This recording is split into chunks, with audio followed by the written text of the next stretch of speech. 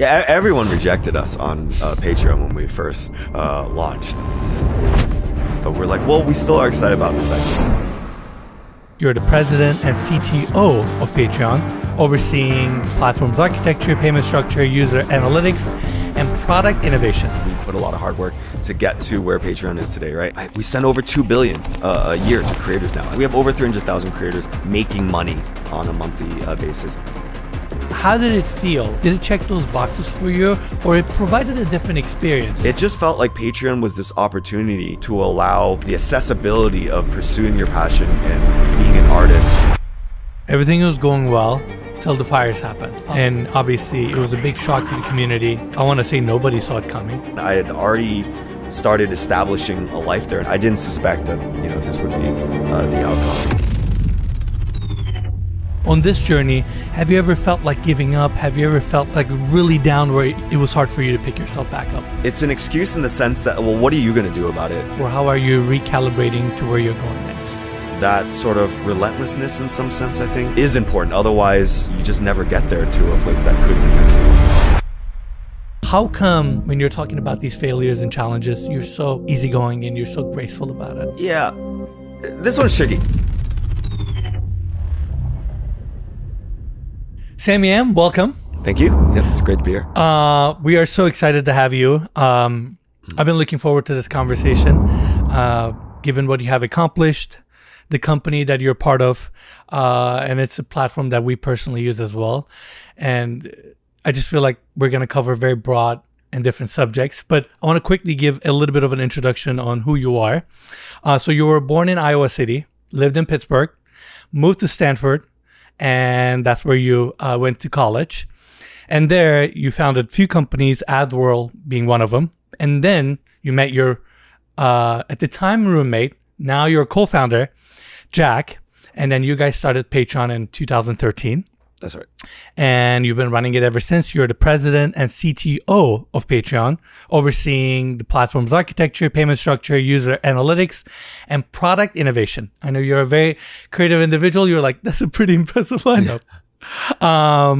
And you and I actually met in Los Angeles. So we've known each other for a couple of years, which we'll dive into later. But once again, so great to have you here. Yeah, again, wonderful. It's been great connecting over the years, especially in Los Angeles when I first moved here. And it's great culminating in a conversation with you. Yeah. Amazing. Amazing. So I would love to talk about your upbringing a little bit. So you were born in Iowa City and quickly you made your way to California. So can you briefly tell us about that journey? Yeah, I mean, my parents were immigrants from Hong Kong, so I was, I guess, the first generation born here, and grew up in Pittsburgh, Pennsylvania, which was great as an experience. I think felt mostly quiet there, and I was, I don't know. As a kid, I was very focused on doing music, piano. My parents put me through a lot of classical piano. I started when I was 5, and then eventually ended up in California. Yeah. Amazing. And how was it growing up with immigrant parents? Yeah. I mean, I think they were trying the best they could, which was great. I think I had a mentality of scarcity in many ways because my dad, he was a restaurant entrepreneur. So he actually had studied a lot around computers at that era back in like the 80s. But he ended up deciding that he wanted to try building out his own businesses. And I just remember him spending a lot of hours alongside with my mom. They were working on it together, trying to make like the restaurant and food business work for them. Got it.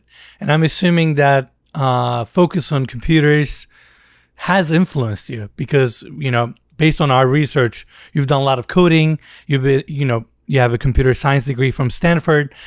Seems like that influence carried on with you. Yeah. I think when I first moved out to California, and this would have been back in the early 2000s, I wasn't quite sure what I wanted to pursue yet.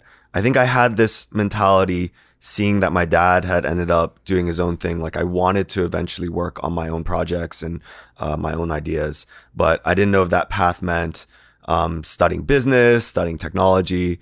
Yeah, one of the nice things I really appreciated, at least within Stanford, is that you're not hard coded to a particular path when you start your schooling there. Got it. And what made you consider California or Stanford in particular? Yeah, I think at the time I was just trying to expand out my perspective and the horizons, and in some sense, being in Pittsburgh, I was trying to get as far away from there as possible. And once I got here, I think I was less aware at that time of all the things around Silicon Valley. But once I got here, I think that was really appealing. Yeah. So tell me about your Stanford years. Obviously, it's a very credible school, but beyond that, being in Stanford, being around Silicon Valley, a lot was happening during the times that you were studying there.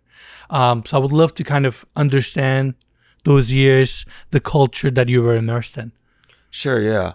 I think one of the things, if you think about a lot of the companies that were well known, even then, I mean, it was known as Silicon Valley because you had companies like Cisco and HP and obviously Google at that time had all started at Stanford. And now I think you have a lot more very famous, even on the consumer side, companies. Actually, NVIDIA is another good example that's really famous now. But also, I think Jensen went to Stanford back in the day. But yeah, now you have like DoorDash.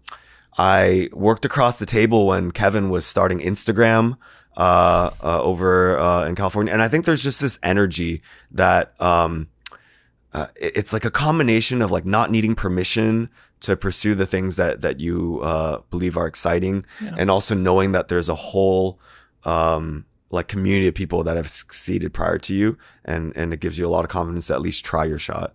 Absolutely. And I think it is so important to stress the impact an environment can make on someone. You know, like when I moved to LA roughly 6 years ago, I remember wanting to get an office or wanting to hang my license in Beverly Hills because I knew that's where all the best agents were located at. So, you know, with that analogy, as soon as I walked into the office, I was like, okay, I have no business being here. Like, these guys are so good at what they do. I have so much catching up to do. But if you have an ambitious personality and want to learn and pursue, you quickly catch up. Yeah. And I feel like it is a little bit the same in Silicon Valley as well. It is where we have, I would argue, the best talent in the world when it comes to tech, innovation, and being around that environment, you constantly feel like you have to catch up or even make yourself better, which then pushes human capability in many ways. Yeah, I think you're sort of describing a notion of imposter syndrome, which I think exists across like every single industry. True. I think what allows you to build confidence over time is just like being exposed, and I don't know what the journey was for you, but like being exposed to enough folks in the industry that you're trying to pursue. Eventually, I think you do get a sense that like people are just people in so many ways. They have the same flaws.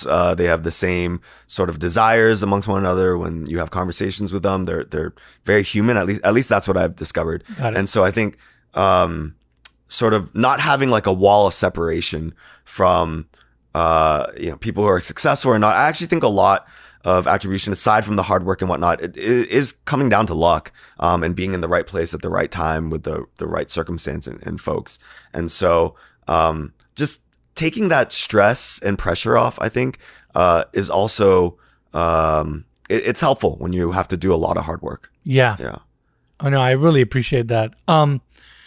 Maybe just slight deviation now that we're on it. Sure. Do you feel like meeting these individuals, creatives, a lot of founders, or sitting across from them, at a desk, do you feel like, are there particular qualities that these individuals carried that really gave them the edge that they had to create whatever they have created? Yeah. Again, I think there's like a minimum threshold of like hard work ethics and I guess like willingness to pursue an opportunity that you see. Again, for me, and I mentioned, sitting across the table from Kevin Systrom when he was building Instagram. I think there were a lot of folks like that I knew before they ended up creating their company and business. Also in the early 2000s, I was at a couple of conferences, WWDC being a big one, and I met Ben Silbermann, who ended up founding Pinterest afterwards. And we were talking and meeting up a lot in Palo Alto, just engaging on different business ideas. And it was really cool seeing him then go out and just materialize that into like a massive platform. The first company I joined out of college was Sam Altman's company, a company Looped. I was joining in as the first actual engineer, apart from the founding team. And actually, Sam, I would say, is unique. He's like really capable of both pursuing like ideas that feel like moonshots, and having the confidence to inspire others around him, but then also being able to like make any sort of partnership and deal happen. I think I did gain some inspiration in watching him work through that environment, like because Loop was just a new company at that time, but he was able to pull together deals like we were a much larger organization. And so, yeah, I guess in that sense, that was interesting. Amazing. What an environment. I mean, I'm curious, now that you've been through that journey, you graduated from Stanford. Looking back, I know a lot of people around the world, they're looking at Silicon Valley. They're thinking, is this a place I should move to get this experience? Would you recommend that to someone, or do you feel like you have to have certain qualities in place to really go there and make that journey count? I think community adds a lot. I think being in an environment where really interesting ideas and excitement are centralized allows you to like build yourself, like the internal excitement, the internal desire to explore around the area. I do think like in terms of building and working, that's certainly become very globalized. Talent is everywhere, but especially with what's happening around like AI right now, I think being in an environment where you're able to engage with others who are just exclusively thinking about these topics really does help. I think that's why you see a lot of those companies popping up in similar areas and how that used to be the case in the past. I think it really does help at least motivate you internally. Got it. And looking back, you studying at Stanford versus you being in that environment in Silicon Valley, what's the correlation there? Do you feel like your university education really helped make that overall experience count, or it was more so that you were in the right place in the right time with the right attitude to take it all in? Yeah. Again, I certainly think there's a huge component of just luck or, the environment and timing being right to certain situations. I think if you don't, capture that opportunity, then nothing's going to happen. And I think Stanford, again, just seeing a lot of the other folks pursue and become successful on their businesses. And I sort of see that cascading and continuing to happen in even greater ways. Like after I attended, like seeing DoorDash come out from there, Snap, a bunch of these really interesting companies where like I heard a lot of the discussions on campus at that time around ideas like this. I even tried to do my own food delivery service when I was on campus. And then seeing that materialize, I think is very exciting. That is amazing. Well, on that journey, you also met Jack. Yeah. And I'm really curious because I also found out that you guys were roommates. That's right. Yeah. Freshman year roommates. So tell me about that journey. Yeah. Well, they matched us because we were both, I guess in our college applications, we had written that we were musicians. And so I think the dorm in particular, it was this Donner, was the name of it. Freshman year, it was supposed to be like an artistic dorm at that time. And so that's why they connected us. And I guess that's the other part of school, not Stanford uniquely, but just like getting to meet other people that you probably wouldn't have come across in life otherwise. And I certainly think I always had like an artistic desire or peace in my heart and soul. And seeing Jack, who even at that time as a freshman, he had pursued so many artistic endeavors, both like stop motion animation, music, and he was so incredibly talented in that dimension that I found it inspiring. And Ultimately we reconverged back in because I had pursued a career in tech, and he had actually ended up pursuing and making it quite big on the like arts and music and even YouTube scene, where it was a very sort of serendipitous encounter, I would say. Yeah. And it seems like his frustrations as a content creator kind of sparked the conversation in regards to the birth of Patreon. So it was quite interesting to see him sharing some of his frustrations with you, which I'm assuming turned these deep conversations into, let's start something together.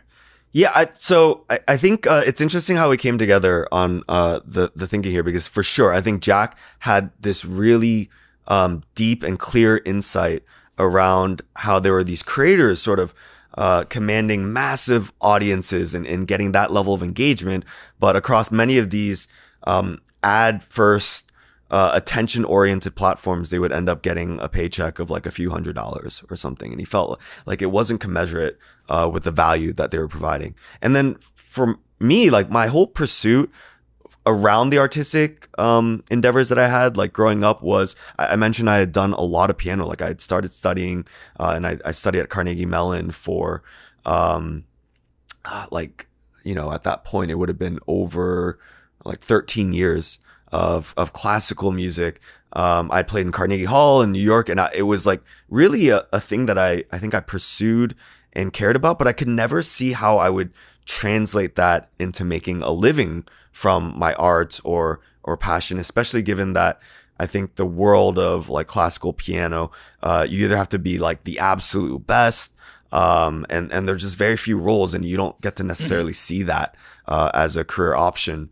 And I think this concept that began primarily with how the internet connects communities and people together, really seemed to create an opening where like you don't have to be the best in the world, but you do have to have something interesting to say to a particular community. It could be a niche community. It could be a passionate community oriented around just one concept. Like for instance, when we first launched, we had this creator, Smooth McGroove, and he created a lot of music around like video games. And there's a massive audience that cares deeply about that and that level of connection. And so it just felt like Patreon was this opportunity to allow the threshold and the accessibility of pursuing your passion and being an artist to a larger amount of people. And that felt really exciting for me as someone who couldn't pursue that myself. And it seems like it also allowed your passion and your technical knowledge and your skill set to kind of come together and verge into one location where you can kind of pursue both at the same time in some fashion. For sure. Yeah. For me, that was the, I guess, the combination that made a lot of sense. But then this idea that if there were other people that had pursued their passions and creative endeavors and could see a path finally to keep doing that, I find that very exciting. I especially find that exciting now in the context of what's happening with AI. But we can obviously dive deeper into that later too. Yeah. So you and Jack get together, have these conversations. In 2013. Yeah. You found Patreon. So tell me, what was the next step after that? How did you get this platform to be heard by other creators? How did you get people on board? And I'm sure just like any other startup, getting things going is arguably the hardest or most difficult part. So what was some of the starting days look like? Yeah, everyone rejected us on Patreon when we first launched. I think Jack had a list of like 50 other, and these are creators that he knew too, right?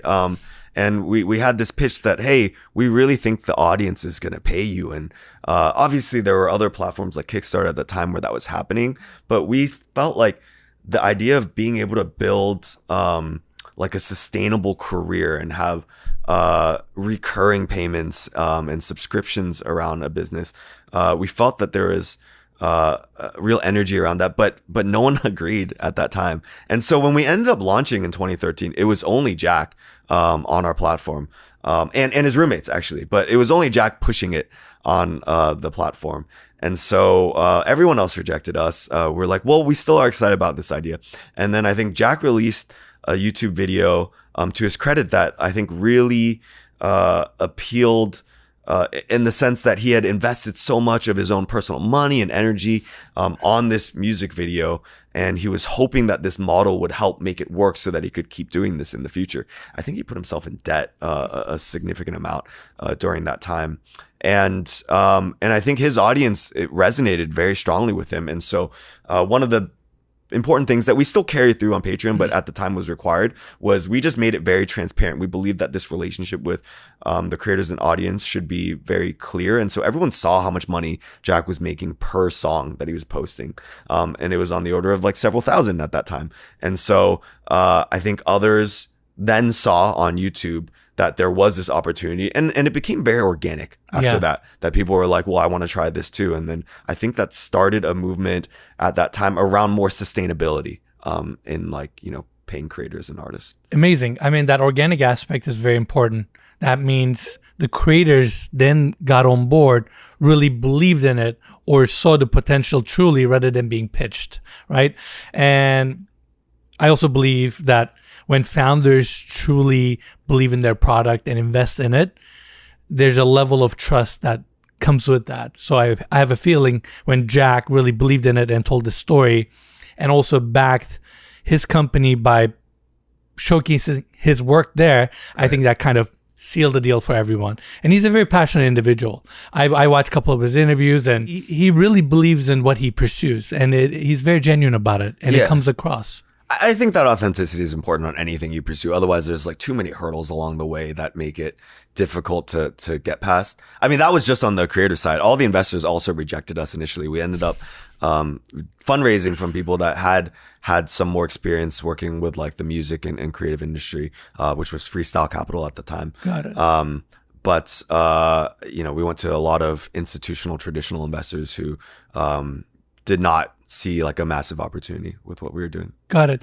And I'm curious, like at this point, you graduated from Stanford. You already had a pretty darn successful track record. How did it feel to pursue this idea, put your heart and soul into it, go pitch it to other people, and just get rejected one after another? In this case, not just by investors, seems like even consumers in the first place. Yeah, I don't blame them. I get it. Like until a thing works out, if it was obvious, it would probably exist already. And I think even though like in many ways we can sort of retroactively look and describe how obvious it was, I think we also, Jack and I, had our concerns and doubts around like, hey, is this going to resonate with the broader audience? I think for me, like, there were certain creators on YouTube at the time I've talked about in the past, like this one artist, Kina Grannis, where I was like, I would totally pay if there was a mechanism for me to support her. And so I did have some internal conviction around this, but you just never know, because I think one of the commonalities, actually going back to the original question that you had around like founders, is maybe this notion that like you pursue many things and fail so many times over and over again, where again, for me, there were many things that I felt I had strong internal conviction. I felt at one time I was like doing this for a lot of photography that, hey, it would be great to matchmake freelancer photographers with business. And maybe one day that will be a massive business in its own way too. But like I tried building that and it didn't have like any sort of real traction. There are other businesses that I built. And I think it's this idea that despite being either wrong or unable to execute on an idea over and over again, it doesn't dissuade you enough that you won't try once more. I know. And I think having developed that attitude before allowed us to get to at least the finish line in trying to put this out in front of people and audiences. And I think Jack had that same experience from the artist creator side. And so that sort of relentlessness in some sense, I think, is important. Otherwise, you just never get there to a place that could potentially work out. I couldn't agree more. And I think, you know, when you start an idea or, you know, pursue an idea, you have this strong conviction, which gives you the emotional bond, the strength that you need, the relentlessness to go pursue it. But along the way, you quickly realize when you analyze all these companies, these brands that we look up to, and you realize they had so many failures along the way. It was how quickly they maneuvered didn't take it personal and use that as an opportunity to go expand or try new ideas is what made them successful. Yeah. And I particularly try to talk about this or try to get it out of people like yourself because it's really important. Running a business or starting a business and then facing failure can be disappointing. But you have to really internalize and understand that not all of your ideas are going to work out, and that's okay. Adjusting is okay. Transitioning and doing something new, or from that failure, finding something new and pursuing that is okay.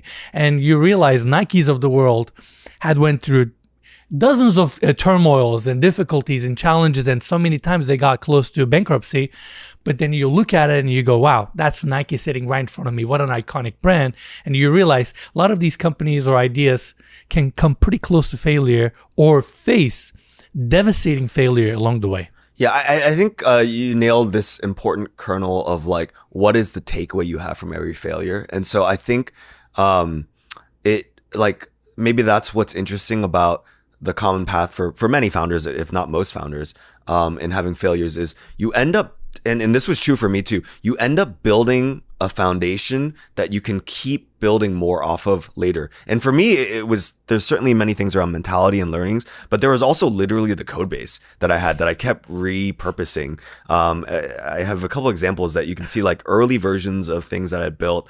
Even on the photography site was the site right before Patreon. And I took a lot of components and like login systems and got to build out Patreon in a much more rapid manner than if I was starting from ground zero. And it turns out, incidentally, just in that case, it mattered because I think within a month or two after we launched Patreon, Hank Green and his brother John, they launched their own subscription platform called Subbable. And they had a lot of large creators from the get-go on that. And I think if we didn't get that early lead, we ended up acquiring them, and we love Hank and John. But like they probably could have been the de facto platform. There are a lot of interesting ideas that they had too that we hadn't quite thought of at that time. Got it. And so these things are sort of just like coincidence, and again, largely due to timing and luck. Luck and timing do play a huge role. Yeah. And I've heard this over and over again from so many of my friends and founders. I'm curious, maybe this is more of a personal question. It's really interesting to hear people talk about their failures, whether it's the way they talk about it or how their body is chemically reacting to it as they talk about it. And you're talking about it very gracefully. You're very much in peace with all these things. And I know you're selling yourself extremely short in regards to the challenges and difficulties you've been through. What you have created with Jack is quite monumental. It's a big accomplishment. How come when you're talking about these failures and challenges, you're so easygoing and you're so graceful about it? Yeah, this one's tricky. So I think on some level, like having a set of things that have worked out make it easier, almost like there was a path that got you here, and it involved the failures. Obviously, I think, there's probably a common path where you look at the people who have been successful and they've experienced a lot of failures, and that's one of the only ways you get there. But there's also a path for many people that ended up not as a failure as an individual, but like failing through all their businesses, where it also involved a lot of failures. And I honestly think it would be really interesting talking to that set of folks too. Like maybe it's less interesting for the broader public, but I think just the notion of like how people get through hardships and the psychology behind that is always fascinating. But you asked like why is it so easy for me to talk about it? I think ultimately, like, I find those experiences where I failed even before things worked out, I did still find them so interesting from the perspective of like, how was I so wrong? Like, how was I so sure that people at Stanford would want to pay like $2-3 more for burgers? I would literally drive to, I had a website up and I would drive to In-N-Out and order like 100 burgers from people that had ordered, and I'd just be sitting there waiting while they were making it, and those people were familiar with me. And so I thought there was this really exciting idea, and then eventually it still tapered out. I couldn't expand it. I couldn't get enough people to like be interested. I think the burgers were soggy after a while. I didn't deliver a great experience. But like, going through an experience where you were so sure about something and seeing it not work out, I think it's not necessarily purely on the humbling side. It's just on the fascinating side of like, okay, well, the next idea I'm so sure of, like, can I pressure test it a bit more? Like, where is it brittle? And I think that exercise was just really interesting for me to try to get like a clearer understanding of people, their psychology, and the world at large. And I just, maybe I have like a curious mindset in general on these things. So I found that whole journey, really fun in that process. Well, you touched on something very important, and I think there's a correlation between being so sure about an idea and insecurity, right? Because I think you're sure about an idea and you really want it to work out. Yeah. And I think it's beyond its metrics. It's also proving to yourself that you're worthy, you're good at what you do. Versus once you get over that hump, I think looking at it objectively becomes a little bit easier, where you go, okay, I have this idea that I really like, that I think can go somewhere. Let me go test it. Your emotional attachment to it becomes much more healthier in that sense, because, you know, like I said, I'm watching you, I'm hearing you speak about these things, and you're so graceful about it. And I've been through a version of that journey myself where, you know, I can see myself getting really bummed out and disappointed, versus we pursue some ideas and sometimes it doesn't work out, and I'm pretty calm.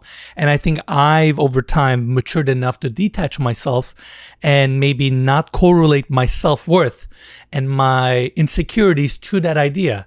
It's like, I work really hard. I would like to think I'm a pretty smart guy, so I'm going to do my best. Or maybe I'll try a little bit. If it doesn't work out, that doesn't really determine who I am and what I'm capable of today. You know, it's just an idea, but it's easier said than done. I think you have to get there yourself. I also think it's trickier as like you bring more people into the fold. I think it's very easy to fail on your own, and it's still hard in its own way, but it's like easier to fail on your own and then be like, okay, well, I'll, pick up the pieces, learn something, and try again in a different way. It's harder when you feel like there are others that like bought into what you had pitched, and you have to sell them on it, and they're along with the journey, and now everyone's sort of having to deal with potentially something that you push them to. And I think it's important then to develop. This is why I think it's nice to work with people that you're really close to, or that at least you've formed a very strong trust bond with. Because couldn't agree more. Yeah.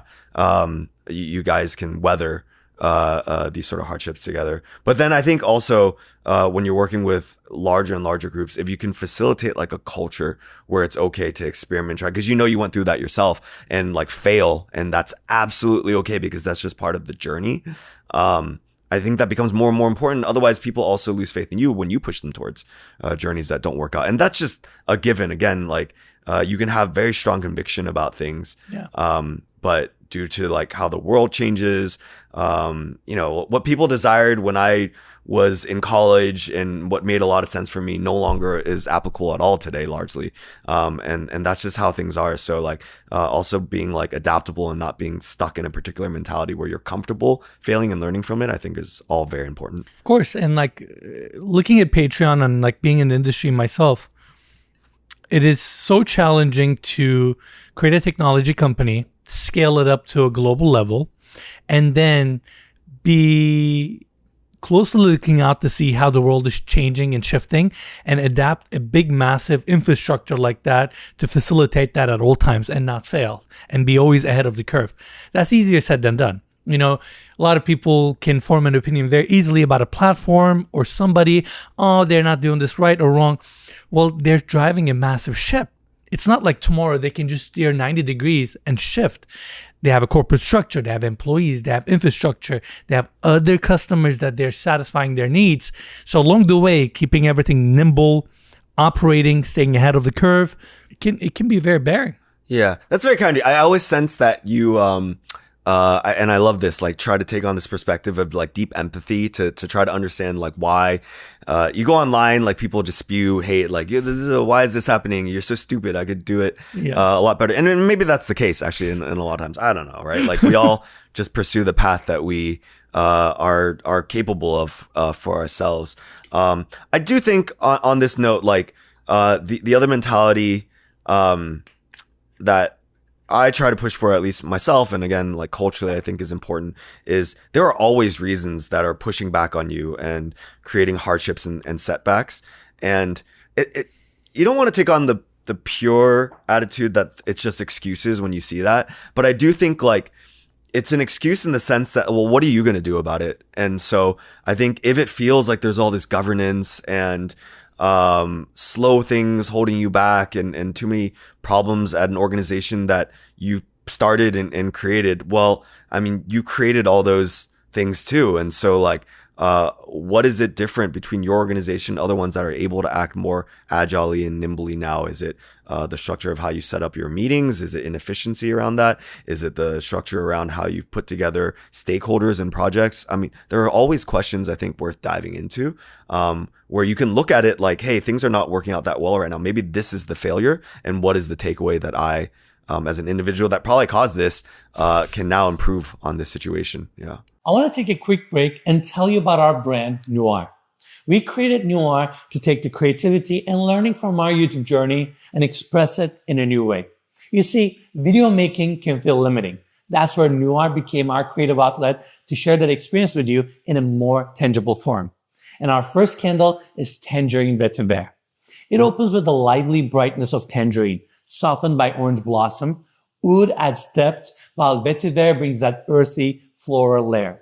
So you end up with a candle that's very fresh, soothing, and lightly sweet, just the right amount. All of our candles are made with natural ingredients with no chemicals added. So if you want to check it out, please visit us at nuarhome.com. Your support means a lot to us. I love that. I want to talk about some of the Patreon numbers and all that in a second, but sure. I'm curious, along that journey, looking back, it's almost a 13-year journey. Yep. Do you have any key moments, things that have happened that was quite challenging for you to overcome, or challenges that you guys have managed to figure out but really left a big impact on you? Yeah, I think a lot of them, there's like different categories of challenges. So I think a lot of the very acutely painful ones were at the beginning of the organization, because like no one was, the idea wasn't resonating with everyone because everyone gets so many different ideas, right? And so when we were trying to pitch that, obviously, that was a struggle. For investors, it was a struggle. And when things worked out, we got a little bit of momentum, so that was exciting. I think the second nature of struggles now is, I don't know if the way I would describe it is like envy, but like there was a moment where when we were growing, it was really exciting, and it felt like, even relative to our peers, we were crushing it in our own way. And now I think you can look around, whether it's in the industry of AI, but even prior to that, you can see other companies, like we got started at the same time DoorDash did, and then they IPO'd, and they're like a massive consumer brand doing really interesting things. And I think there's, you just asked about hardships. I think there's a way to like shine light on ourselves and ask the question of like, why have we not been more influential, especially with such a strong mission where we want to get creators paid, where we want to lower this threshold of people having access to pursue their passions and make a career out of it. It's such a great, strong movement. Like, how come we haven't been able to execute to make that a larger dream for many people, and even for the organization? And I think there are many different reasons for that like, again, shining the light on ourselves are related to how we execute on the company, related to, in some ways, how the world has shaped up. But I think that's a thing that it's sort of spread over a longer period, and it's a little heavier in many ways, that we try to deal with, especially because we care so much as a company, as you know, all the different teammates there, and as founders, about what we're trying to do. Yeah. No, I mean, there are many great points that you touched. Number one, I would say, in regards to a lot of those earlier painful moments in the earlier stages of the company, well, you have a lot of challenges, but even more importantly, you don't have a ton of resources. So you're really nickel and diming and making things work and grinding your way out. But once you get a little bit of momentum, things become much easier. The second thing that I've experienced, and I'm curious your thoughts on this, with our company, I've been working this hard the last 6 years, right? it has evolved. I'm much more efficient, much more sophisticated in regards to how I work, how we use our resources. We are much more resourceful.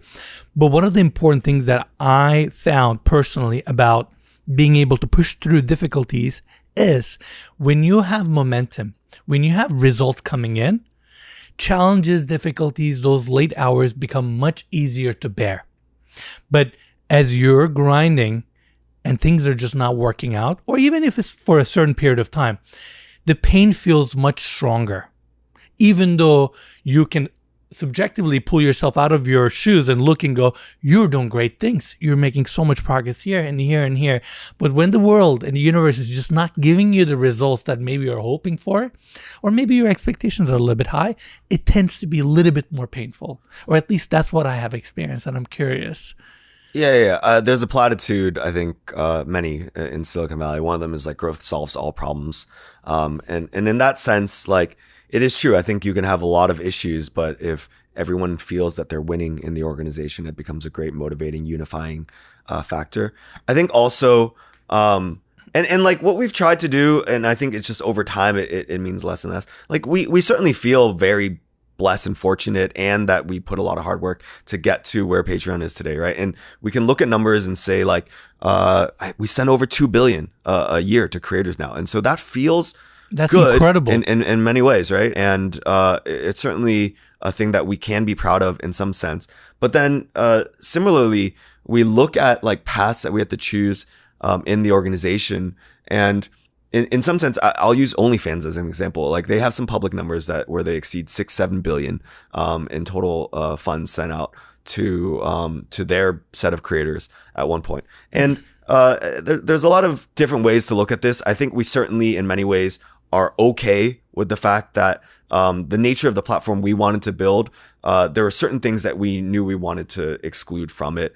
And it's not even from a moral or sort of righteous perspective. It's just that we wanted to focus on like the notion of creators and artists. And so we knew that we wouldn't have necessarily pornography, even though there can be ways that has like artistic merit in its own way. We don't want to be full arbiters of what art is, but we just know that the nature of those platforms oftentimes become consuming for a platform. But nonetheless, I think it's still disappointing to see that like, a business that you build out and this notion of subscription can get outsized and just sort of quickly, it's not dominated because they're like different segments, but at least like shadowed in size due to another company. And it makes you just wonder, okay, well, we believe that the market opportunity is so significant and substantial, and how do we actually get this in front so that we're providing that value to a larger audience? So it does become a challenge, I think, for us. I can totally understand, and I think there's still, at least with my experience, launching our Patreon, I want to say almost a year ago, and seeing how our audience reacts, or seeing just reactions of others, there's still a little bit of people not knowing this part of the industry. And I was a little bit surprised by that. Or I would ask people to like follow updates on Patreon. They're like, well, what's Patreon? And I agree that it can come across a little bit, I don't want to say the word disappointing, but challenging for you to see another platform that is relatively providing the same service in some capacity being in the forefront. And I think that ties back to negativity or controversial things being easier to market. Yeah.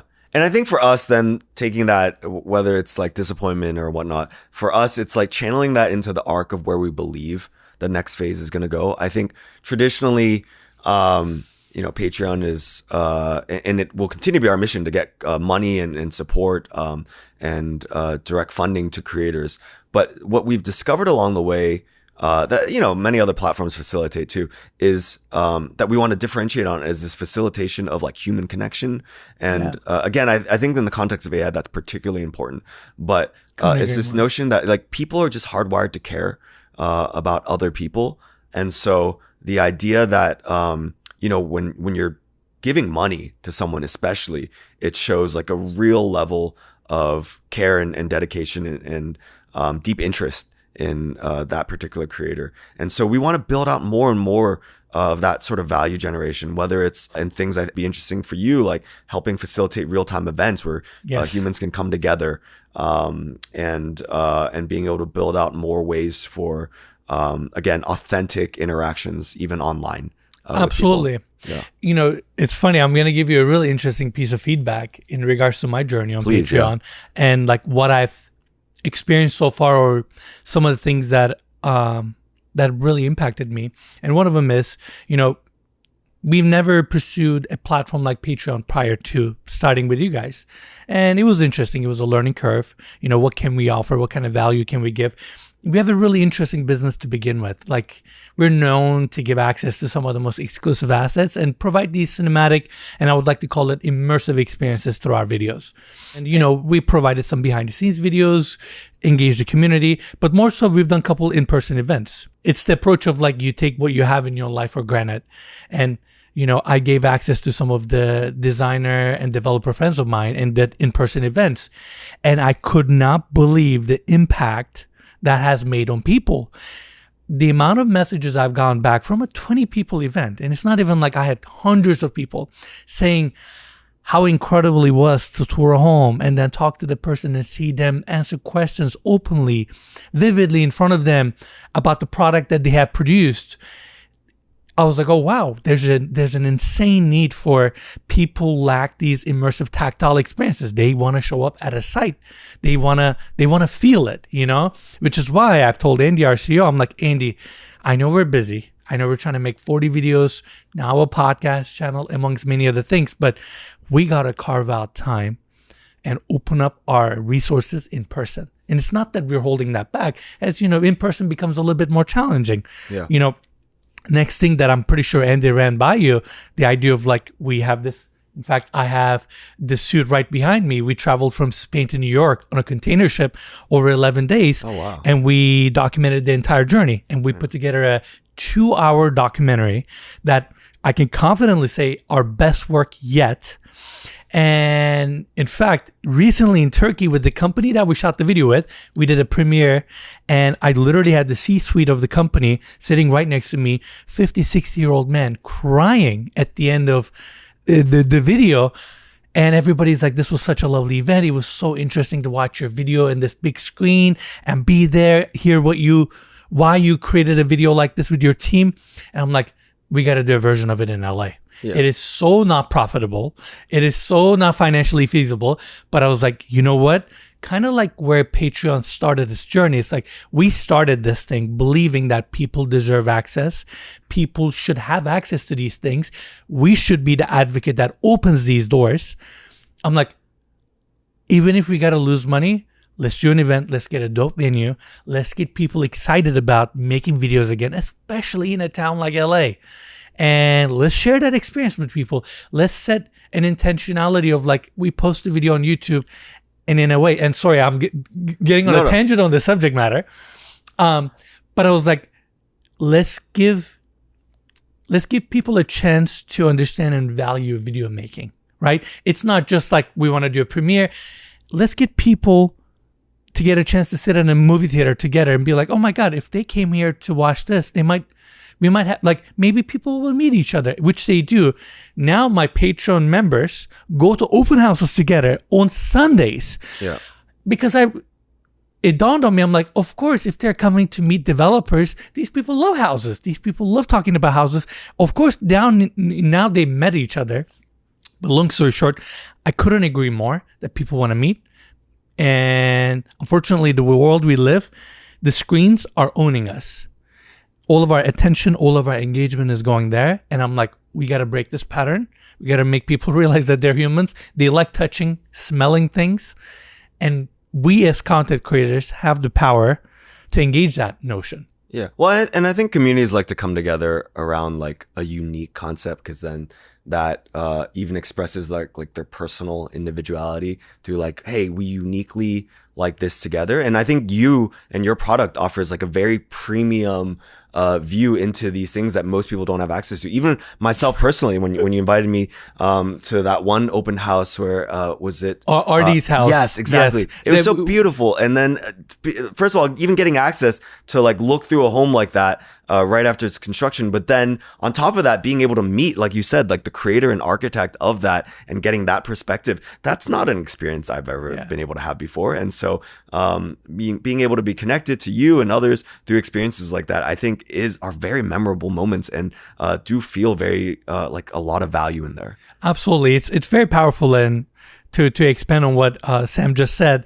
we had a movie premiere for the video that we've done for RD's development property, and we really enjoyed making that video. We put a lot of time and effort into it, and we did like a shorter version of it to be showcased on the outdoor screen at the property. We invited our friends and family. It was like a lovely event of like 100 people, roughly, give or take.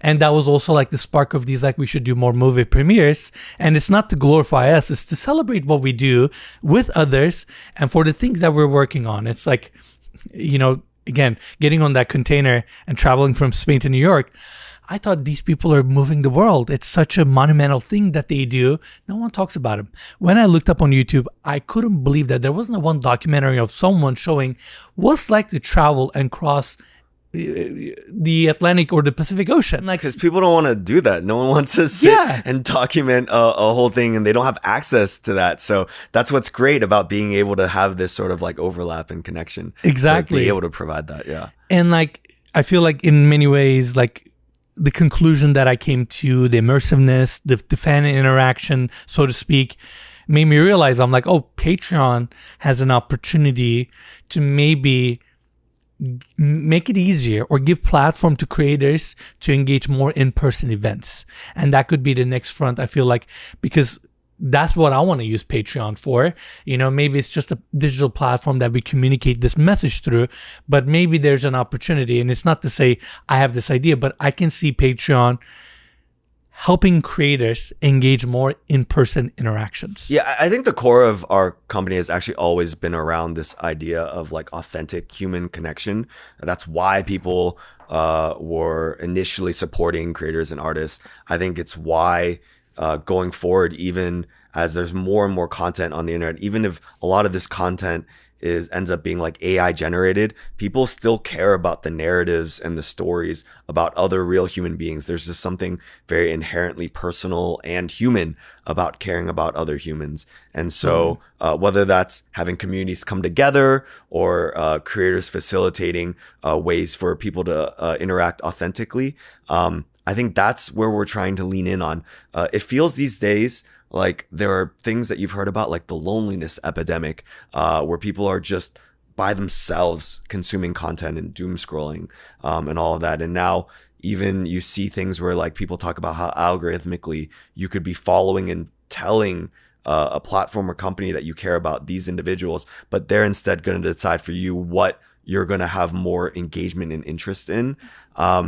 It's like more and more we're just removed from like other human connections. And I think there are real health, mental wellness consequences to these sort of things. So I think part of our journey as an organization is like, what does it mean to have healthy follows, healthy human connections? And how can we help facilitate that in a future that seems to be pushing more and more away from it? Amazing. Maybe this is slightly reversed, but you know, I would love to know where Patreon is at today.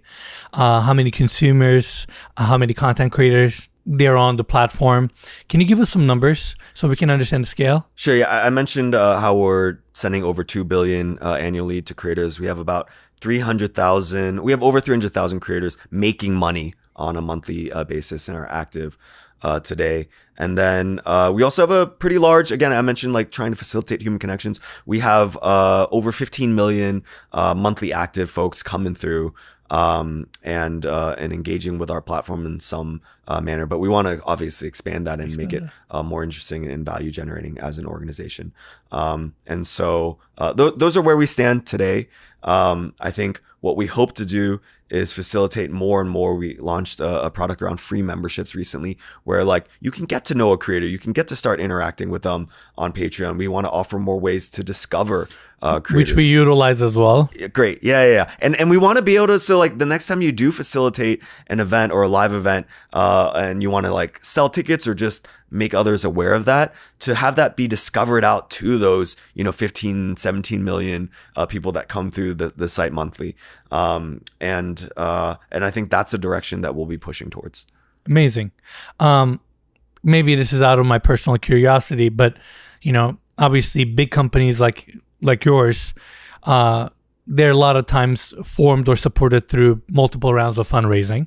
And I know Patreon went through its own journey. So I don't know how much you can share, but I'm just really curious. And again, this is more so to shed a light on, beyond creators pursuing this massive idea, how creators or founders like yourself bring in resources to these journeys. So I would love to hear Patreon's story on fundraising. Sure, yeah. I think ultimately it comes down to like alignment of incentives in terms of like whether it's impactful in a good or bad way for an organization. When you ask about fundraising, we've gone through multiple rounds. We've raised over 100 million.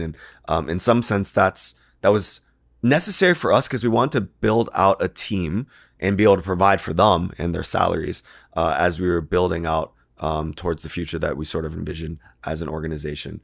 But even if we didn't fundraise, I think you end up with the same issue where if you pull in a group of people towards this mission, like ultimately you still have to find a way to make sure that everyone can live their own lives, that they're fairly compensated, that there is some sort of ability to have even things like liquidity, right? Getting into those topics. Like these are important things for people, whether or not you have institutional investors or not. And I would say like one of the things we've been trying to balance, again, on aligning incentives is that the investors and the people that we bring on do care about this mission of, facilitating access for creators and people who want to pursue their passions and make a living from it. I think when you have that alignment, that helps a bit. So no one's pushing you to have to like IPO or grow faster. That's something we all want to do anyway, because we want to make more impact. Of course. And so finding people that are aligned with that, I think helps a lot in an organization. We're excited to partner with Lezoni, a brand that truly values craftsmanship and quality. A Turkish company whose heritage, design precision, and service align with our vision and values, making them a standout choice for us and those who appreciate well-made pieces. For the price point, their furniture pieces offer some of the best value in the industry. We've known Lezoni for years, and every client, friend, or colleague we've sent their way has had a great experience, whether it's in-store or online, due to their customer service. That's why we felt confident choosing them to furnish our podcast studio, and we can't thank them enough for their support. If you were to give advice to someone who's starting out their company and trying to decide whether to bootstrap it, grind it out, and take the hard way versus maybe consider raising money from get-go to propel the existing momentum in place, what advice would you give them, or how would you determine whether they are qualified to raise versus they should go on that journey on their own? Yeah, I think directionally, what's happened with companies is actually sort of similar to what's happened in the creative space, which is you need less and less resources over time because the tooling sort of has scaled out. I even remember like when I was first working for Sam Altman, we had to create like a colo, and you actually had to like as a startup go and get like the hardware boxes in this facility to have servers. And now you know everything's in the cloud, and you can just spin up an instance on like Amazon. But similarly with creators, I think a lot of technology has allowed it so that you need less people to be able to like create content and share it to the world. So to your question of like, does someone immediately fundraise and get money or in order to pay people, or can they bootstrap it to a sense? I do think the hurdle of getting to success is higher in some ways, meaning like you have to show more momentum and metrics before people nowadays feels that like you're onto something. In that sense, I think it's important to sort of vet ideas and things on your own or with your trusted group and your co-founders before just immediately trying to fundraise. Now, that's interesting in the context of what's actually happening today, which you see people raising even hundreds of millions of dollars for AI before that company has started. And I think there's something going on around talent and belief around how big that opportunity is going to be in the future. But I think ultimately, even in a model like that, part of the reason people need to fundraise is similar to the old days where it's just very expensive right now to do all the things that you need to in that space. You know, if that's a requirement, then yeah, you probably do need a fundraise. But otherwise, I think a lot of other businesses right now, you can bet on your own before, you know, going out and raising capital. Got it. Good advice. I'm on the journey myself a little bit, and it's interesting, you know, coming from, I was born and raised in Turkey. My parents are immigrants. I mean, I wasn't born here, but I actually retired them and moved them to LA almost 2 years ago. And I don't come from a wealthy family, so I had to kind of, just like my parents, kind of earn everything that I've got in life, and got in this habitual pattern of like, you start everything from zero and you build yourself up. But once you get to this level of success and see how the world around you moves and how the culture here operates, you quickly realize, okay, am I going to go to another battle, or do I raise money and actually really build up my arsenal, so to speak, and really go play at a level that others are playing at, right? And it's an interesting one. You can kind of go either way and justify it. And it's not about justification. It's more so how you want to get there, I think, is maybe a better question. At least that's how I'm looking at it. And also, you know, maybe at some point you look at yourself and go, okay, I don't need to prove myself one more time. I have proven it. And this time I just need to go ask for some help early on, so I can really go do the big thing. Because just like you said, we all want to make a big impact. I think we all want our message to be shared with as many people as possible. Yeah. I'm on that journey myself, trying to figure out, while I'm like having these conversations with investors and all that. And I was just kind of curious, because I feel like in many ways how you look at life and how I look at life from a cultural and emotional perspective is somewhat similar. So I was kind of curious, like, your perspective on that. Yeah. I think anything to help like one's mental health and like ability to not be too distracted is nice too. So like if the concern is not necessarily for you, but like for an individual that, hey, I'm worried that I can't make the next day work out if I don't have the fundraise to pursue this business, then maybe that's what you need for that particular chapter in your life. Yeah. Yeah. No, that's good advice. And I think it's like, for me, I'm fortunate enough that, like, you know, we've launched our candle brand, which is literally burning here as we speak. Nice. That's what we have in the studio on our own. And we don't come from that level of like fear or not being able to make the next payment. I think there's a beauty and there's this mystical element of knowing that this idea has to work, and it gives you this level of conviction and power and determination to go make this happen. And I would say, looking back, that was the journey of the YouTube channel. There wasn't any other option. It wasn't like I was going to be homeless, but this had to work, and I didn't have the money, so I had to grind it out. And here we are today, 14 employees across the globe. We have multiple channels, businesses that we're launching, and all these things that we're doing. But this time, I don't think I need that pressure, in a sense, over my shoulder. And I'm already extremely committed to my idea. Anybody that knows me in person, my friend joked the other day, he's like, the last thing you need is commitment. He's like, you got it more than anybody I know. But it's more so you need now a little bit more resources so you can actually go pursue this a little bit quicker.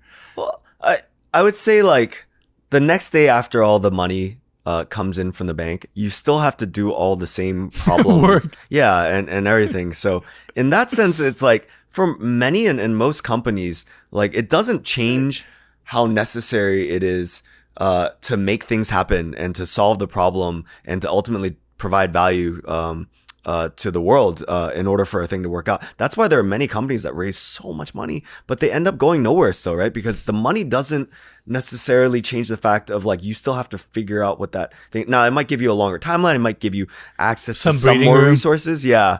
To pursue that. But generally, I think what's more important than all that is just the again, going back to, like, even the grit that we talked about, like the powering through to make things happen. Yeah. No, couldn't agree more. I want to talk about LA for a second. Great, yeah. Your journey of moving to the city. Let's actually start there because it takes a very interesting route after that, and it's kind of the reason how we met. Yeah, we just talked about this beforehand. I don't think you knew. And I didn't know this, yeah. so please, if you don't mind sharing. Yeah, I moved to LA because I moved to LA right in the middle during COVID. It was in 2021, and so I was looking at places. You know, like COVID was scary, at least for me up in the Bay Area. It was also a place where you felt like very much trapped at home in order to try to be safe. And so I was looking around and seeing like where can I move to? And I had seen at that time this tour of a beautiful home that you had done down here in Los Angeles. It was this home in Bel Air, and I ended up going there and looking at that home and making an offer that was way too lowball, and didn't get it. Okay. But like that got me started and connected ultimately to builder Ray Romting, who then after like chatting with him, he had mentioned that you had also reached out to him a couple of times. And I was like, yeah, you should definitely connect with Enes and do some tours, because that's how I even came down here to begin with to look at homes. And I ended up purchasing a home from him. And I saw that you had ended up later on doing a bunch of tours of his properties too. So it just, we all connected in our own random way, coming down here. And that was, that was really great. No, it's funny. I mean, it's like humbling to hear that how what you produce can make such impact on people's lives. And it's not to glorify what we do, but it's the fact that that video inspired you to say, you know what, I'm going to make a trip to LA, which then kind of warmed you up to the idea to the city, which then led you to buying a significant home in Pacific Palisades. Right. And it's funny enough, that was around the time I met Ray. You're right. Yeah. Prior to touring your home, which I'm going to get to in a second, I've actually toured another one of Ray's properties. And that was the first property tour I've done with him. And it was kind of somewhat my official meet with him. And we hit it off right off the bat. Obviously, he's very passionate. He's doing many projects.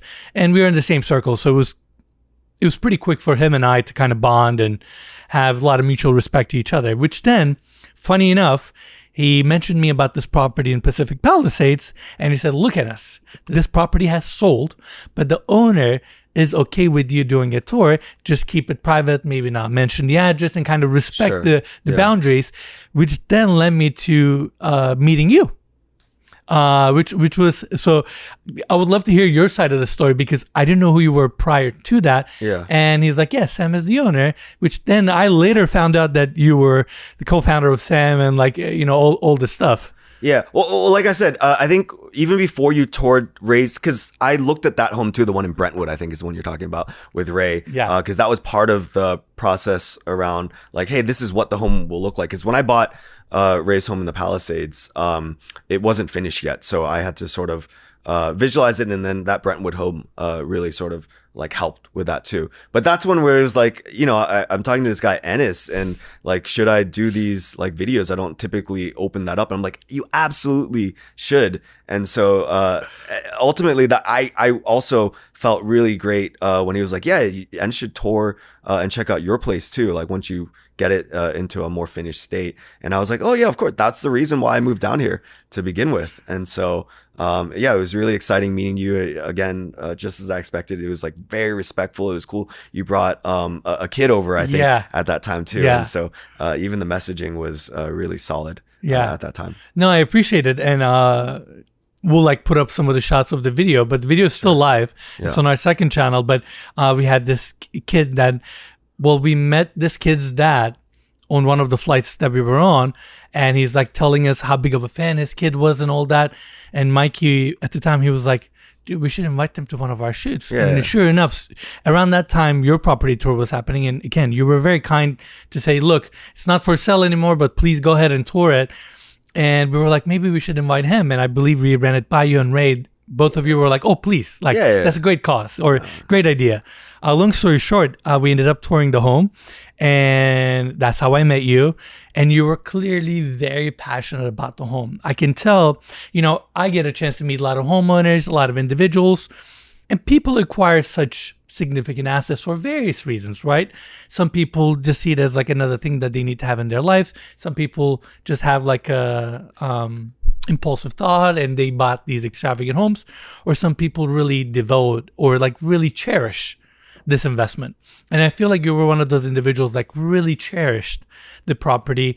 And again, after shooting the home, meeting you, I constantly see you posting from the house. You were really sharing it with your friends and family. So tell me a little bit about that experience. Yeah. It's an interesting way to frame it. I think what I cared about a lot was this idea of like, and that's why I picked at the time the Palisades, because it was shared with me as like a family neighborhood. And so I think what excited me a lot about a home, and it's obviously different for different people, is this notion of like setting up a future where, you know, I would imagine many other things that I've deeply wanted just in my life around like a family, a neighborhood where you would, you know, have kids and sort of raise them.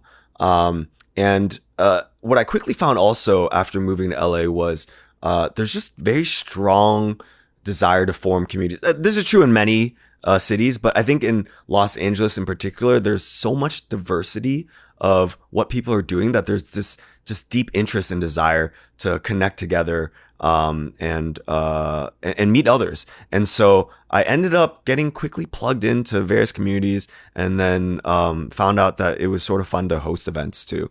And so I think that's where I ended up meeting people. And then LA also has this interesting slant of like a lot of people being very public or influencers or whatever, where they like share a lot of content. And so I think there was that component that I don't know if I necessarily loved as much, because I think I'm more of a private person in many ways. You are, yeah. But it all came hand in hand with like the community, and again, this idea that I was just very happy like being able to think about the future that I was going to plan out in that neighborhood. After buying the home and having all these thoughts and ideas and maybe dreams about how this property can serve you and nurture the next phase of your life, I'm just curious, like, how did it feel?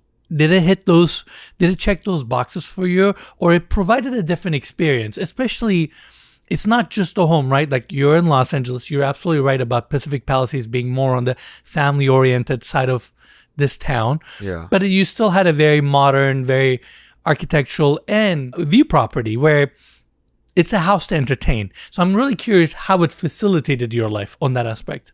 I didn't think originally like the intent, and it never ultimately was around entertainment. And if you get like very specific into the way the home's set up, I think I've been to, I mean, LA has so many beautiful properties. I've been to properties like set up where you come in and then there's like a large outdoor space where people can host and have like large gatherings. And the way it was set up, like you come into the main floor of my home and there isn't that space necessarily. Like I think it's more set up for like intimate experiences is sort of the way I thought about it. It turns out that there's such a large community that you just end up cramming people in and you still have a great time, right? Yeah. That was what I was excited for. I was excited to, again, develop a future where I could have close friends and family gather. And ultimately, I think that's what a home is about. It's about those connections and people that you care about. Being able to have a space where you can gather and share moments and memories. Yeah. And then everything was going well till the fires happened. Sure, yeah, this year. And obviously it was a big shock to the community. Everybody, I want to say nobody saw it coming. Yeah, going on the internet, you can really lose your mind because you say it was a big shock to the community, and then there'll be people saying everyone should have known, and like why would anyone build a home near brush and all these things, and whatever. I think everyone has their fair point, and that's fine. I think there's a time and place for certain types of comments, but whatever, it's the internet, so it's Wild West when it comes to that. But I will say, just purely personal experience, and I think amongst many neighbors of mine, you really didn't expect. Maybe no one does, right? Ultimately, but like you really didn't, just walking through those streets and like the feel of that neighborhood. I mentioned family oriented, but also feeling just very safe and almost like dreamlike in many ways. You would just imagine that even if there were things like fires or whatnot, that it would just be okay, and that it would be taken care of. And I mean, you explained it perfectly in a sense that, first off, that side of the town is so matured into the landscape, right? It's like, it feels like one with the nature. It's like all these homes, those neighborhoods, especially Pacific Palisades in many ways, it feels like it has been there for ages.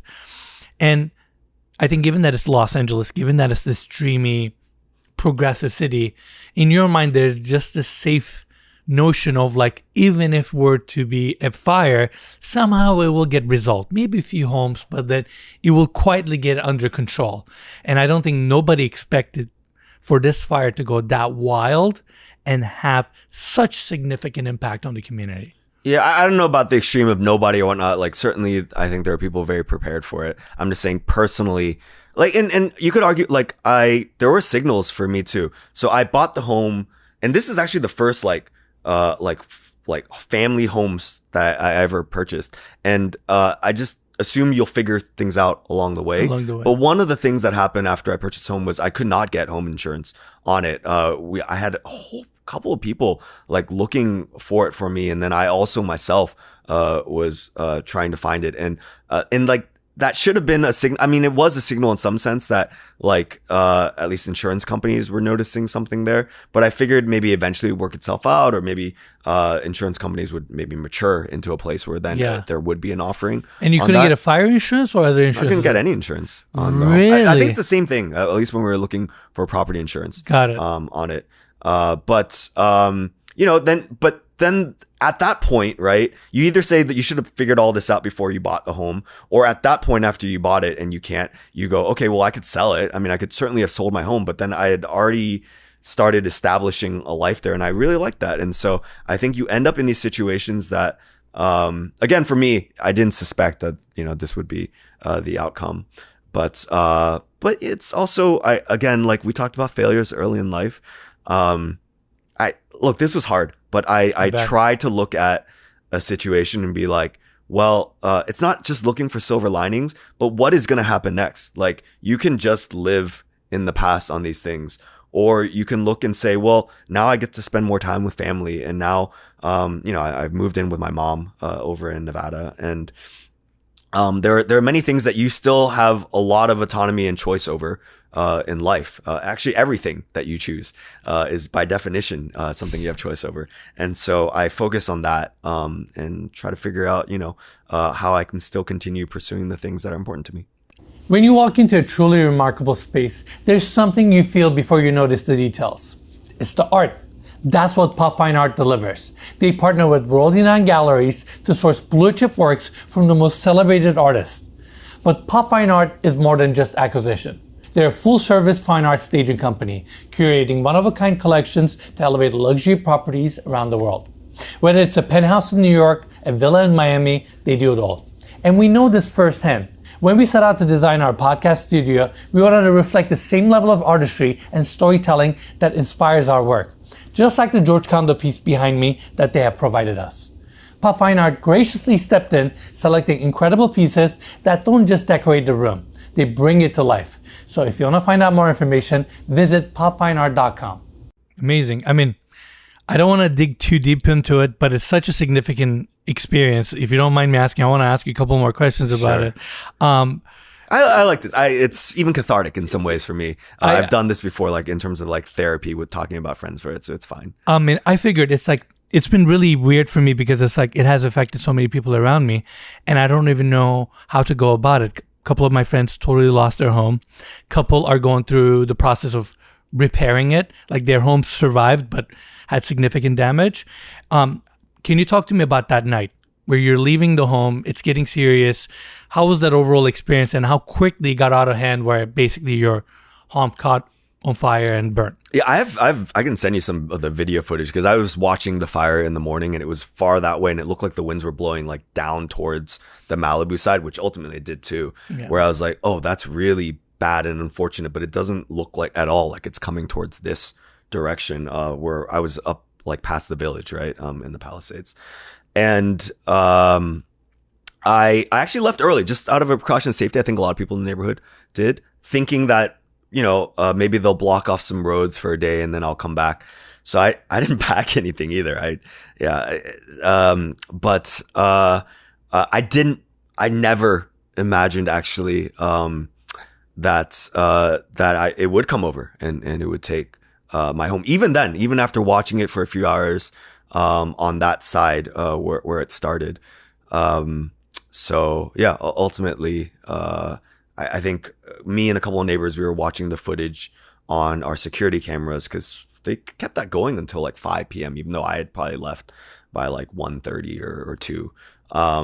And we just saw the fires coming closer and closer until I think they eventually, either the power went out or the fires took over that area. And so around like later that evening, all of us didn't see, but we sort of knew at that point. And then actually, okay, so we sort of knew, but we also didn't. And so I didn't know whether it looked like it had taken my home, but I didn't ultimately know. And you would like try to find on news footage or things like what really happened, right? Because they wouldn't let you back onto the property afterwards. And ultimately it was, for me, I remember this moment because I was just sitting in bed, like looking around the news. Like everyone was, I think, very interested to see what was happening in the Palisades, especially if you live there. And my neighbor across the street, who was Spencer Pratt and his wife Heidi, there was a article about how they lost their home, and in that overhead shot I saw that my whole home was gone too, and that was the first time I actually knew. And then it was obviously tough at that point to see that. I'm curious, how was it walking the grounds for the first time, going back there and seeing it? Yeah, I think at that point I had processed many different things. I've had a lot of time to sort of reflect around like what this meant for me and my neighbors to a really large extent. What I mean by that is like, I think it's hard to, everyone's circumstances were so unique. I was reading this post even recently on Nextdoor about a neighbor that had their home burned down in, you'll see where this is going, in Malibu. And so they were going through a very bureaucratic rebuilding process where I think they mentioned they had spent so much money and couldn't even really get started on the rebuild over several years. Ultimately decided that it wasn't worth it to try to finally finish their property in Malibu. And so they took all the money that they could to buy the best home they could afford nearby in the Palisades. They mentioned that they closed in September, I believe, of 2024, which then meant 3 months prior to the fire, and lost it all again. And they were super disheartened. But like the point of all this is, I think it's hard to really know individually what everyone is experiencing, what their story is. Yeah. And so it's not that like I'm trying to get everyone to understand how I feel or other people feel, but I think there's this notion of like, in certain experiences around grief, that there is this overlap of like this feeling of grief that can be shared that allows you to develop empathy. And again, just even going back to the theme of human connection, allows you to connect with people in ways that much deeper. Prior to that, maybe harder to understand fully. And again, I don't think you can fully understand a person's situation. I'll give you one more story around this, which was, I think, and I shared this with another neighbor and he had the same experience. I think one of the most jarring things was shortly after the fires. I think it was about a week too. So I had been to my property and known that we lost everything. Like, you're still living in this moment of like, I don't know where I'm going to next. I lost like everything for me that I had spent like 4 years collecting, like all these important things that just sort of represented the life I had lived, like were sort of gone, and that felt very heavy. But then, and this is totally to be expected, LA, there was a moment of tragedy where everyone felt really, it was very visibly clear that they felt a lot of compassion around this. But then, within like a week or 2 weeks, I think you would be wandering around outside and everyone would, of course, as they should be, like people should be trying to be happy. They were like happily living their lives and like at, restaurants and events. And you saw that and it's like, there's no, like, of course you should be doing that. I would do that in the same space, but it feels so jarring that like that's so close and yet so different from the experience that I'm having now, where like I feel so heavy with the fact that I haven't figured out like where my next phase of life is going to be. Yeah. And I think there were a lot of people that went through the experience. And then I saw this. So again, that was my experience. But then like you start noticing that there are many other tragedies happening in the world that are probably the most important moment in that person's life. And then the next week they have to be subjected to the fact that other people are just living happy, regular lives or not being able to understand at all that experience from you.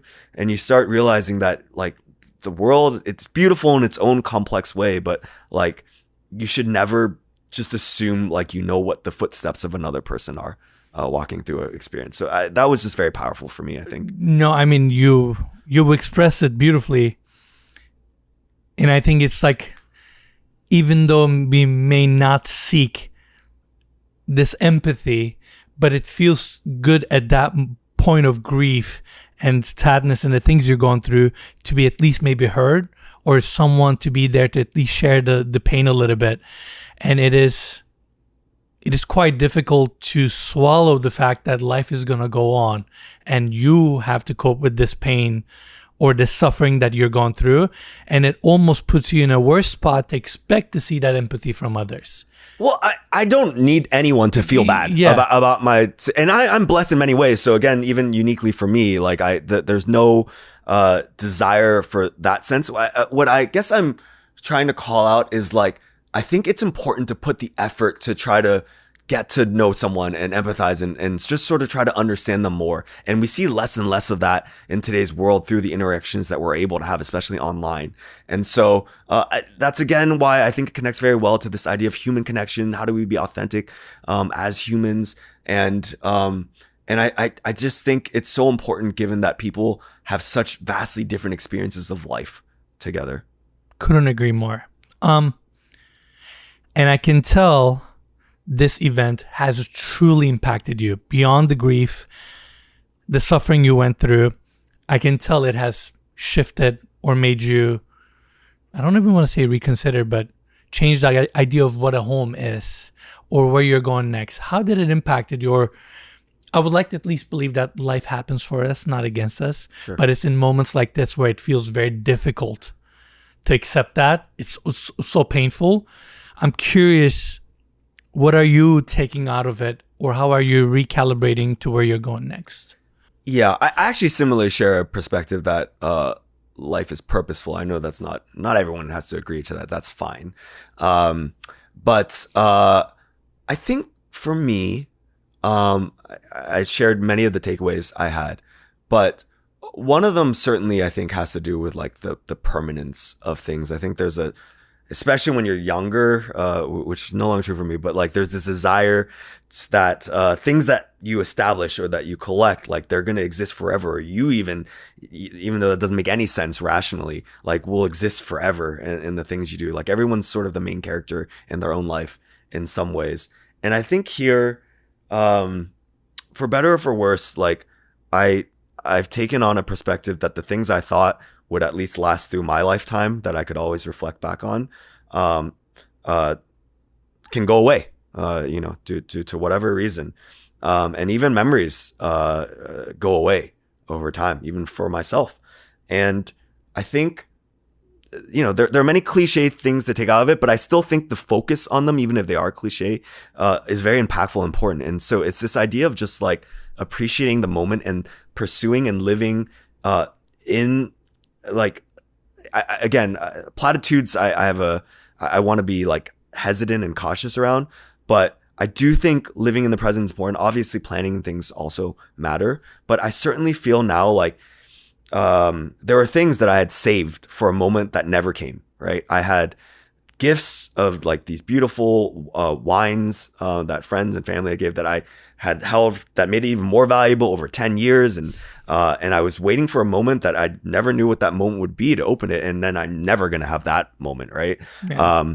And I think more and more the mentality I have is to just appreciate and cherish and have that moment. Yeah. In the present and not wait around, for things, especially with friends, family, loved ones that may not be there, forever. And my family and my parents are fortunately here right now still. And I think I've been able to spend a lot more time, and energy with them. And I found that so fulfilling because I maybe similarly had an attitude that they would be around forever. Couldn't agree more. And I think it's so important to be present and making the moment count, and really giving your best to that moment is extremely important. And I think we live a life, and I think, I don't want to say social media is to blame, but social media constantly makes us put things to perspective or compare.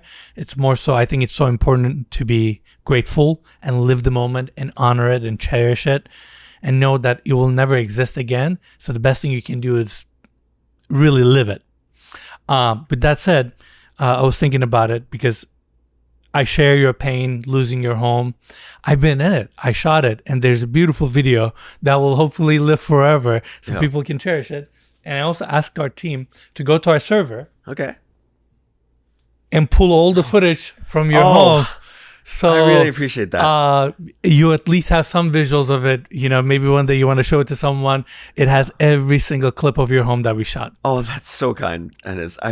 I was actually gonna say, like, you weren't just there to tour it after it was finished and furnished. You actually, I think, had some shots like as it was like mid-build and in early stages too. And so there was like a lot of memorialization about the whole process that I thought was really nice. Thank you so much. Of course. I mean, it's the least we can do. Yeah. And yeah, I mean, thank you again for even at the time letting us in doing the tour. I guess the beauty of a video is it can, to some degree, give permanence to something beautiful. Yeah. Any final thoughts? No, that was a good one just there to end on. Yeah, but I really appreciate that. This is such a thoughtful gift. It was an absolute surprise. I don't think I could have thought of a better one myself. So I really appreciate it. Well, I mean, thank you for coming. Thank you for sharing your story. I really appreciate everything you've done for us, for the world. What you guys have created is amazing, giving opportunity to people to express themselves and give people a chance to pursue their goals and dreams. It's really exciting. It's an incredible mission that you guys are after. I also want to gift you. I told you I have two gifts. Oh, okay. This is our candle that we're at this point. I think by the time this video is out, we will be launching it. Yeah. Our company is called Noir. It means the new you. It's made with all natural ingredients, so there's no chemicals in it. It's a candle that, you know, I cannot clinically prove, but it's good for you. Okay. It has no chemicals, no oil-based products. It's all essential oils and natural products. So I hope you enjoy it. Appreciate it so much. And once again, thank you so much for coming. Yeah. And thank you for letting me share a lot of my thoughts and stories. Appreciate it so much. Thank you. Amazing. Thank you.